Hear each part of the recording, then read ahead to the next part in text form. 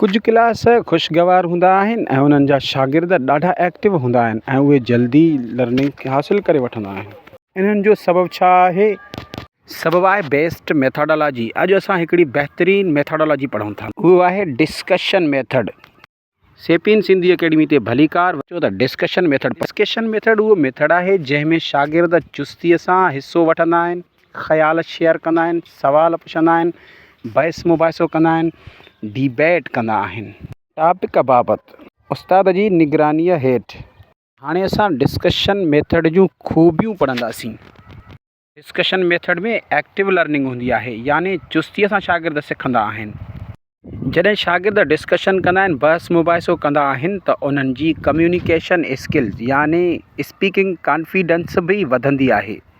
बहस मुबाहिसे सां critical thinking यानी सोचण जी सलाहियत पिणु वधंदी आहे। डिस्कशन मेथड जूं कुझु ख़ामियूं बि आहिनि, हाणे अचो त उहे पढ़ूं। डिस्कशन मेथड तमामु घणो वक़्तु वठी वेंदो आहे, यानी ही टाइम कंज्यूमिंग मेथड आहे। तंहिंजे करे उस्ताद ही मेथड घटि अप्लाई कंदा आहिनि। वॾनि क्लासनि में डिस्कशन कराइणु ॾाढो मुश्किल हूंदो आहे, तंहिंजे करे ही वॾनि क्लासनि जे लाइ डिफ़िकल्ट आहे। कुझु शर्मीला शागिर्द या इनएक्टिव शागिर्द पोइ बि डिस्कशन में हिसो न वठंदा आहिनि, उहे डिस्कशन में ख़ामोश रहंदा आहिनि।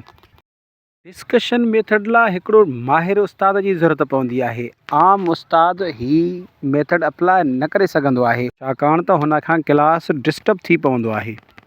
पोइ भला हिन मेथड खे असराइतो कीअं बणाइजे? हाणे अचो त उहो पढ़ूं। हिन मेथड जे दौरान टाइम जो वॾो मसइलो थींदो आहे, तंहिंजे करे टाइम कीपर रखो त जीअं एक्टिविटीज़ पंहिंजे टाइम ताईं थी सघनि। ॿियो मसइलो हूंदो आहे त कुझु शागिर्द हिन डिस्कशन में हिसो न आहिनि वठंदा। उन्हनि शागिर्दनि खे हिमथायो त उहे बि हिसो वठनि। इम्तिहाननि जे लाइ कुझु MCQs जूं पॉइंट्स यादि करण जे लाइ डिस्कशन मेथड स्टूडेंट सेंटर्ड आहे। इहो हिकिड़ो MCQs आहे।